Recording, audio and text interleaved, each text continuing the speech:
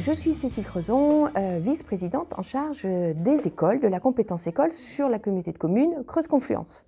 Donc c'est une belle compétence que la communauté de communes a décidé de prendre en 2019.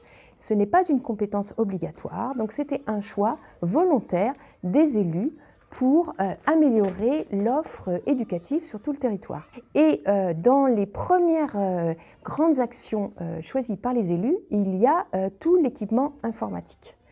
Donc il y avait sur le territoire certaines écoles qui étaient bien équipées, d'autres moyennement équipées. Donc voilà, donc c'était un choix d'uniformiser toutes les écoles pour qu'il y ait une offre informatique au top, le maximum pour les enfants.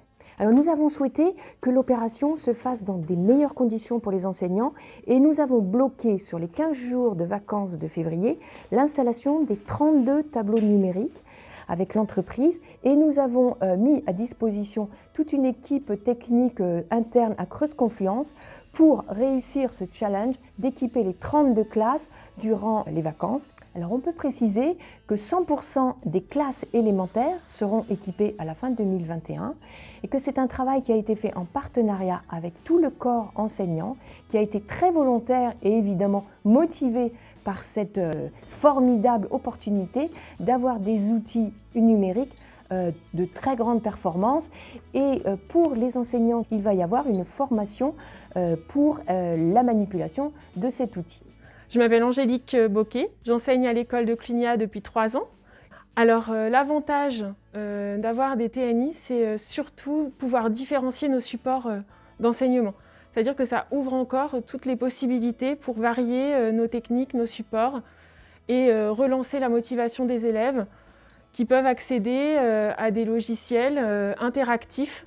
Donc ce qui les motive, ils se sentent plus concernés et ont envie davantage de participer. Toutes les matières enseignées à l'école permettent l'usage du numérique.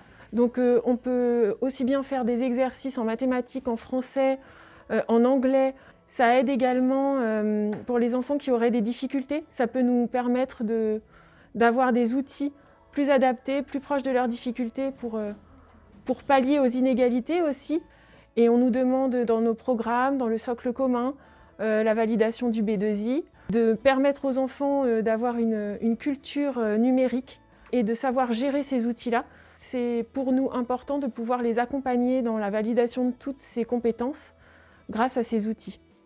Les tableaux interactifs restent un outil formidable. Après, il faut quand même qu'on garde à l'esprit que c'est un écran et il ne faut pas non plus surexposer les enfants. Donc on va être très vigilant au fait de maîtriser et de jauger le temps de mise à l'écran des enfants pour ne pas les fatiguer non plus. Puis l'enfant a besoin de nous voir écrire. Ils apprennent à écrire, donc il faut qu'ils nous voient aussi écrire et on ne peut pas que passer par voilà, le traitement de texte ou les choses comme ça. Donc dans les documents qu'on va leur apporter, il faut quand même qu'on pense aux gestes d'écriture.